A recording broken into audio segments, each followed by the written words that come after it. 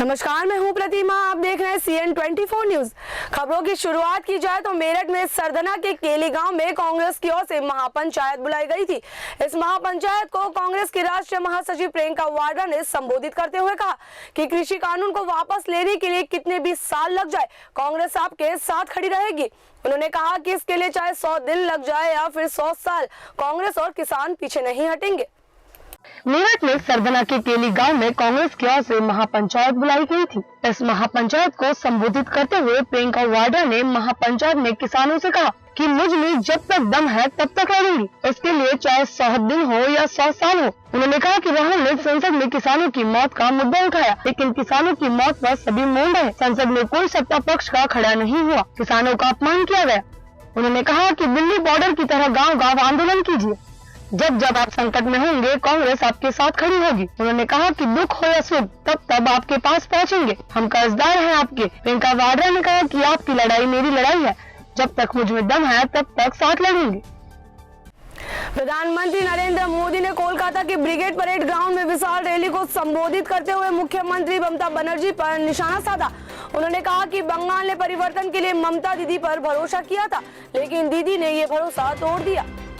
प्रधानमंत्री नरेंद्र मोदी ने कोलकाता के ब्रिगेड परेड ग्राउंड में विशाल रैली को संबोधित करते हुए मुख्यमंत्री ममता बनर्जी पर निशाना साधा। उन्होंने कहा कि बंगाल ने परिवर्तन के लिए ममता दीदी पर भरोसा किया था, लेकिन दीदी ने ये भरोसा तोड़ दिया। इन लोगों ने बंगाल का विश्वास तोड़ा है, बंगाल को अपमानित किया है, यहाँ की बहन बेटियों पर अत्याचार किया है, लेकिन ये लोग बंगाल की उम्मीद कभी नहीं तोड़ पाए। उन्होंने ये भी कहा कि अगले 5 सालों का विकास बंगाल के आने वाले 25 सालों के विकास का आधार बनेगा। 25 साल बाद देश जब आजादी के 100 साल मनाएगा तो बंगाल फिर से पूरे देश को एक बार फिर आगे ले जाने वाला बंगाल बन जाएगा। प्रधानमंत्री मोदी ने कहा कि बंगाल शांति, सोना बांग्ला और प्रगतिशील बांग्ला चाहता है। इस विधानसभा चुनाव में एक तरफ टीएमसी, लेफ्ट और कांग्रेस और उनका बंगाल विरोधी रवैया है, दूसरी तरफ बंगाल के लोग हैं। उन्होंने कहा कि आज मैं आपको यहाँ बंगाल के विकास, बंगाल की संस्कृति की रक्षा करने और परिवर्तन लाने के लिए आश्वस्त करने आया हूँ।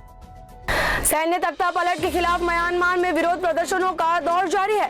बता दें कि अब तक इस विरोध प्रदर्शन में 67 लोगों की मौत हो चुकी है, वहीं 1700 से अधिक लोगों को गिरफ्तार किया जा चुका है। प्रत्यक्षदर्शियों ने कहा कि सैनिकों ने कई स्थानों पर एक बार फिर प्रदर्शनकारियों पर सीधी गोली चलाई। इस दौरान 2 लोगों के मारे जाने की खबर है। केंद्रीय कृषि कानूनों को वापस लेने की मांग को लेकर दिल्ली हरियाणा के सिंगू बॉर्डर पर किसानों का धरना प्रदर्शन जारी है। जानकारी के मुताबिक रविवार देर रात करीब 2 बजे 4 युवक एवं चंडीगढ़ नंबर की एक कार में सवार होकर TTI सिटी के पास चलने वाले एक लंगर के पास पहुंचे और ठंडा पानी मांगते हुए कहा कि वे लोग पंजाब के रहने वाले हैं। इसी दौरान उन्होंने अचानक 3 गोलियां चला दी और कार में सवार होकर मौके से फरार हो गए। गोलियों की आवाज सुनकर मौके पर लोग एकत्रित होने लगे और इसकी सूचना पुलिस को दी गई। सिंगू के साथ साथ दिल्ली NCR के अन्य बॉर्डर गाजीपुर, टीकरी और शाहजहांपुर पर भी किसानों का धरना प्रदर्शन जारी है। धरना दे रहे किसान आंदोलनकारियों का कहना है कि पंजाब और हरियाणा का भाईचारा बिगाड़ने के लिए इस तरह की साजिश रची जा रही है। उद्योगपति मुकेश अंबानी के घर एंटीलिया के बाहर स्कॉर्पियो में जिलेटिन की छड़ मिलने और स्कॉर्पियो मालिक की मौत की जांच अब राष्ट्रीय जांच एजेंसी करेगी। इस मामले में महाराष्ट्र ATS भी जांच कर रही है। ऐसे में एक बार फिर केंद्र और राज्य सरकार आमने सामने आ सकती है। स्कॉर्पियो के मालिक मनसुख हिरेन की संदिग्ध मौत मामले में रविवार को महाराष्ट्र ATS ने एक FIR दर्ज कराई है। हिरेन के शव की जाँच के दौरान उनके चेहरे पर 5 रुमाल बंधे थे, जिसके बाद से ही इसे हत्या माना जा रहा था।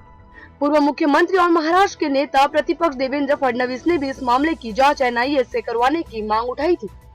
माना जा रहा है कि इसी बात पर अमल करते हुए केंद्रीय गृह मंत्रालय ने जांच NIA को सौंपी है। मौत के दावे पर सवाल उठाने की 5 वजह। पहला, जिस दिन हिरेन मनसुख की बॉडी मिली उसी दिन मुंबई के DCP ने कहा कि मनसुख ने खुदकुशी की है। इससे पहले महाराष्ट्र के पूर्व मुख्यमंत्री देवेंद्र फडणवीस ने मनसुख और क्राइम ब्रांच के अधिकारी सचिन वजे के कनेक्शन को लेकर सवाल उठाए थे। उन्होंने NIA जांच की मांग की थी, हालांकि सचिन ने फडणवीस के सवालों पर अपनी सफाई दी थी। दूसरा, महाराष्ट्र के गृह मंत्री ने दावा किया था कि मनसुख की बॉडी पर कोई चोट का निशान नहीं मिला है। अब जो रिपोर्ट सामने आई है उनमें चोटों का जिक्र है। तीसरा, जब मनसुख की बॉडी को निकाला गया तो उनके मुंह पर 5 रुमाल बंधे मिले। रुमाल बंधे मिलने के बाद आशंका जाहिर की जा रही है कि खुदकुशी नहीं बल्कि मर्डर भी हो सकता है। चौथा, मनसुख की पत्नी विमला ने खुदकुशी के एंगल को पूरी तरीके से नकार दिया है। उन्होंने कहा कि मनसुख खुदकुशी के बारे में सोच भी नहीं सकते थे। विमला ने बताया कि गुरुवार को मनसुख को पुलिस ने पूछताछ के लिए बुलाया था, पर उसके बाद वह लौटे नहीं। कांदिवली से किसी तावड़े का कॉल आया और उसके बाद उनका फोन बंद हो गया। मनसुख ने इसी अधिकारी से मिलने की बात कही थी। 5वां, मनसुख के मोबाइल की आखिरी लोकेशन पालघर के विरार में मिली है, जबकि बॉडी ठाणे के कलवाक्रिकी में मिली। दोनों लोकेशन के बीच काफी अंतर है। प्रधानमंत्री नरेंद्र मोदी ने वीडियो कॉन्फ्रेंसिंग के जरिए सोमवार को आजादी का अमृत महोत्सव कार्यक्रम को संबोधित किया। प्रधानमंत्री मोदी ने कहा, हमें 130 करोड़ देशवासियों को साथ लेकर उन्हें साथ जोड़कर आजादी के 75 साल का ये पर्व मनाना है। जन भागीदारी इस आयोजन की मूल भावना है। भारत की आजादी के 75 साल पूरे होने के उपलक्ष्य में समारोह की गतिविधियों को लेकर प्रधानमंत्री नरेंद्र मोदी की राष्ट्र समिति की पहली वर्चुअल बैठक आयोजित की गई। केंद्र सरकार ने इस 75वीं वर्षगांठ को अमृत महोत्सव के रूप में मनाने का फैसला किया। आजादी के 75 वर्ष अगले साल यानी 2022 के 15 अगस्त को पूरा होगा। बता दें कि यह समिति आजादी की 75वीं वर्षगांठ के अवसर पर राष्ट्रीय और अंतर्राष्ट्रीय स्तर पर आयोजित किए जाने वाले कार्यक्रमों की तैयारी के लिए आजादी की 75वीं वर्षगांठ के अवसर पर राष्ट्रीय और अंतर्राष्ट्रीय स्तर पर आयोजित किए जाने वाले कार्यक्रमों की तैयारी के लिए नीतिगत दिशा निर्देश देगी। एक तरह से प्रयास है कि कैसे आजादी के 75 साल का ये आयोजन, आजादी का ये अमृत महोत्सव भारत के जन जन कल्याण, भारत के हर मन का पर्व बने।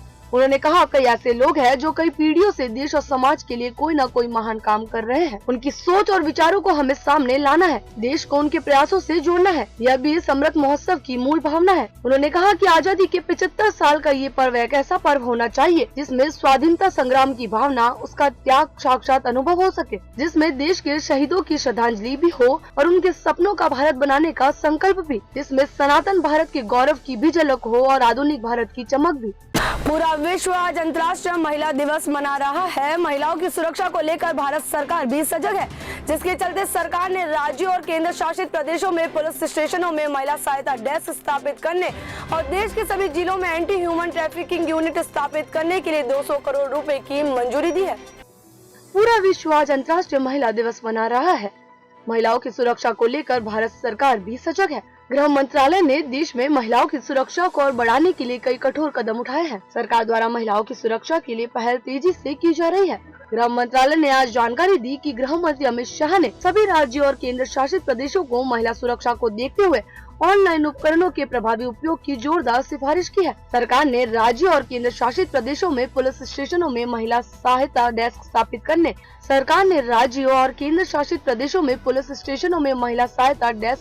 करने और देश के सभी जिलों में एंटी ह्यूमन ट्रैफिकिंग यूनिट स्थापित करने के लिए 200 करोड़ रुपए मंजूर किए हैं। इसके साथ ही गृह मंत्रालय ने बताया कि यौन अपराध के लिए जांच ट्रैकिंग प्रणाली सहित कई IT पहल, यौन अपराधियों का राष्ट्रीय डेटाबेस, अपराध बहु एजेंसी केंद्र और नई नागरिक सेवाओं को समय पर प्रभावी जाँच के लिए लिया जाएगा।